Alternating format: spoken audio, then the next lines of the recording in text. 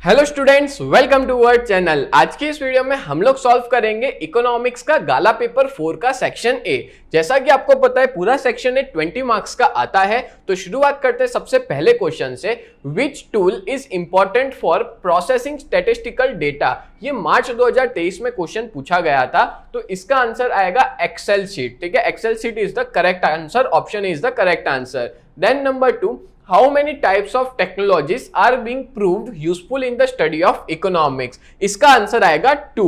कैसे 2 आएगा? एक हो गया आपका इंटरनेट टेक्नोलॉजी, एक हो गया आपका कंप्यूटर टेक्नोलॉजी। इस तरह से दो तरह की टेक्नोलॉजी यूजफुल होती है इकोनॉमिक्स के अंदर। Then number 3, who has given the following definition। Economic growth refers to growth rate of national income और rise in total quantum of goods और सर्विसेज। ये मार्च 2023 में पूछा गया था और इसके अंदर आंसर आएगा professor Henson is the correct answer. और ये चैप्टर नंबर 2 में आपको इकोनॉमिक ग्रोथ की डेफिनेशन में पहली ही डेफिनेशन इनकी देके रखी है। ठीक है। Then number 4, development is growth plus change, who represent this statement. इसका आंसर आएगा Gerald Meier, option B is the correct answer. और ये वाली लाइन पता है कहां पे देके रखी है? पेज नंबर 17 पे जो डिफरेंस बिटवीन है इकोनॉमिक ग्रोथ और इकोनॉमिक डेवलपमेंट, उसके ऊपर वाले पैराग्राफ में ये वाली पूरी डेफिनेशन देके रखी है जो गेराल्ड मेयर ने दी थी। ठीक है। नेक्स्ट आगे बात करें number 5, dash consider inflation as purely monetary phenomenon. और ये जो है जुलाई 2023 में पूछा गया था, तो इसमें कौन कंसीडर करता है प्योरली मॉनेटरी फिनोमिनन इन्फ्लेशन को? तो इसका आंसर आएगा मॉनेटरिस्ट। ठीक है, ये कॉजेज ऑफ इन्फ्लेशन वाले टॉपिक में क्वेश्चन देके रखा है चैप्टर नंबर 3 में। तो इसका आंसर ऑप्शन ए आएगा, option is the correct answer. Then number 6, how many are the quantitative instruments of monetary policy. ये वाला चैप्टर नंबर 4 से है। तो क्वांटिटेटिव इंस्ट्रूमेंट्स टोटल कितने थे? तो टोटल 7 इंस्ट्रूमेंट्स थे क्वांटिटेटिव। तो option C is the correct answer. Then आगे बात करें तो number 7, What is the rate called at which RBI borrows fund for very short term from the commercial bank? ये 2 बार पूछा गया था, अगस्त 2020 में और मई 2021 में। तो इसका जो आंसर आएगा वो आएगा रिवर्स रेपो रेट, क्योंकि यहाँ पे पैसा कौन ले रहा है? यहाँ पे पैसा ले रही है आरबीआई। किससे? कमर्शियल बैंक से। अगर मान लो एग्जाम में ऐसा पूछा होता कि कमर्शियल बैंक पैसा ले रही है आरबीआई से, तो उसका आंसर आता रेपो रेट। बट इस क्वेश्चन में क्या पूछा गया है कि आरबीआई पैसा बोरो कर रही है कमर्शियल बैंक से, तो इसको रिवर्स रेपो रेट कहते हैं। क्लियर?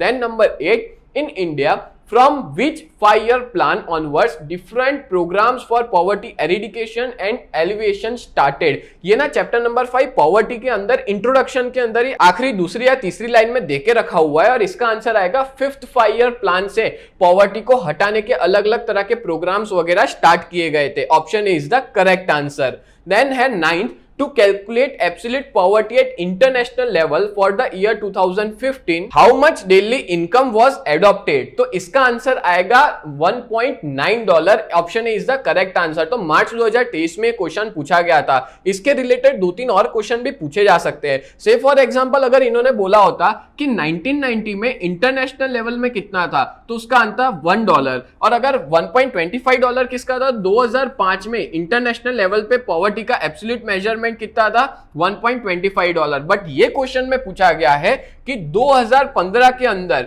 कितना था एब्सोल्यूट पॉवर्टी इंटरनेशनल लेवल पे, तो उसका आंसर आएगा $1.9। तो ये तीनों याद रखना आप लोग। ठीक है। नेक्स्ट आगे बात करें number 10, Which type of unemployment arise due to lack of effective demand। Effective demand मतलब डिमांड की वजह से कौन सा अनएम्प्लॉयमेंट क्रिएट होता है?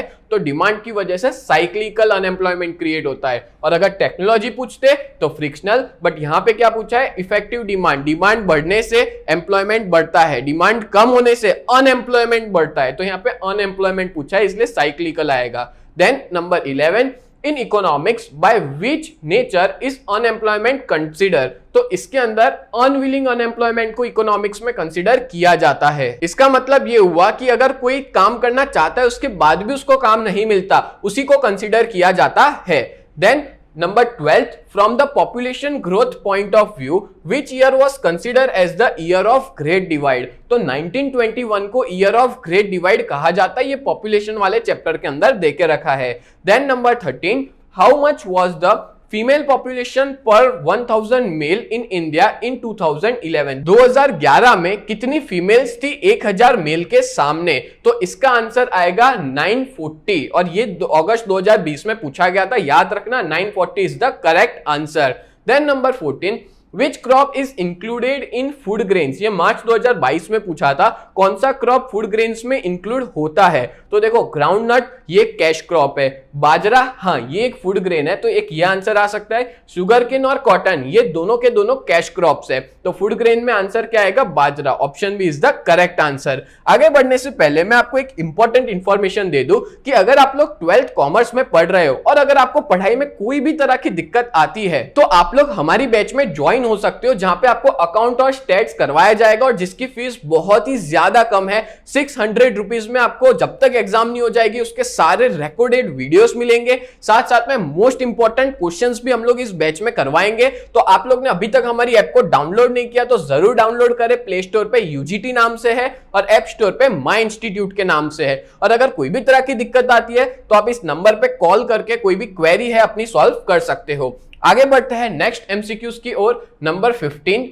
What is called an accounting statement showing the value of import and export of tangible and intangible goods during a year? देखो tangible और इंटेंजिबल जब दोनों आते हैं ना तो आंसर होता है बैलेंस ऑफ पेमेंट। बट यहाँ पे मर्चेंडाइज गुड्स या सिर्फ और सिर्फ विजिबल या टेंजिबल या तो खाली गुड्स बोला होता तो बैलेंस ऑफ ट्रेड आता, उसमें सर्विसेज नहीं आता या इंटेंजिबल या इनविजिबल नहीं आता। बट जब दोनों बोला हो टेंजिबल और इंटेंजिबल तो आंसर क्या आएगा? Balance of payments. Next, number 16. In which region of the world India's share of merchandise of both export and import was highest in the financial year 2014-15? मार्च 2023 में पूछा गया था।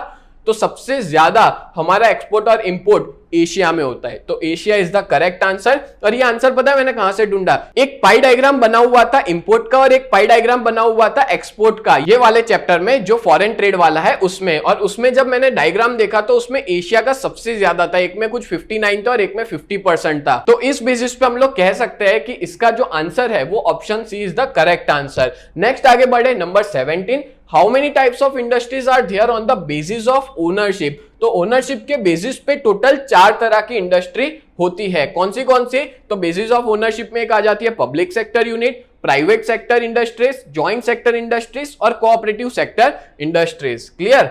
नेक्स्ट आगे बढ़े, which of the following industry is an industry of cooperative sector? Cooperative sector में कौन सी आएगी? तो इसका आंसर आएगा डेयरी ऑफ मिल्क, क्योंकि रेलवे तो एक डिपार्टमेंट हो गया, ऑयल स्टेट ट्रांसपोर्ट नहीं आता, तो डेयरी ऑफ मिल्क जो है वो कोऑपरेटिव सेक्टर में आता है।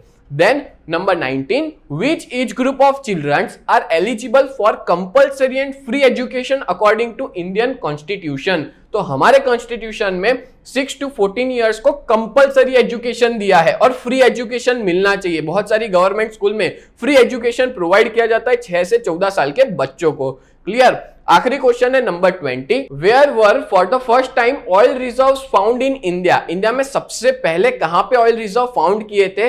तो वो आएगा आसाम के अंदर। आसाम में ऑयल रिजर्व सबसे पहले फाउंड किए गए थे। क्लियर? तो यहाँ पे मैंने टोटल 20 एमसीक्यूज आपको सॉल्व करवा दिए। और अगर आप लोग इन स्टडी मटेरियल को डाउनलोड करना चाहते हो फ्री ऑफ कॉस्ट में तो आप लोग हमारी ऐप जरूर डाउनलोड करें। वहां पे फ्री मटेरियल वाले सेक्शन में इन सबके सॉल्यूशन अवेलेबल है, तो आप लोग वहां पे डाउनलोड करें और कोई भी दिक्कत आती है तो हमारा कॉन्टेक्ट जरूर करें। तो उम्मीद करता हूं ये पूरा वीडियो आपको बहुत अच्छे से समझ में आया होगा। तो ऐसे ही वीडियोस देखने के लिए आप लोग हमारे चैनल को सब्सक्राइब करें। मिलते हैं नेक्स्ट वीडियो में, तब तक के लिए bye and thank you so much.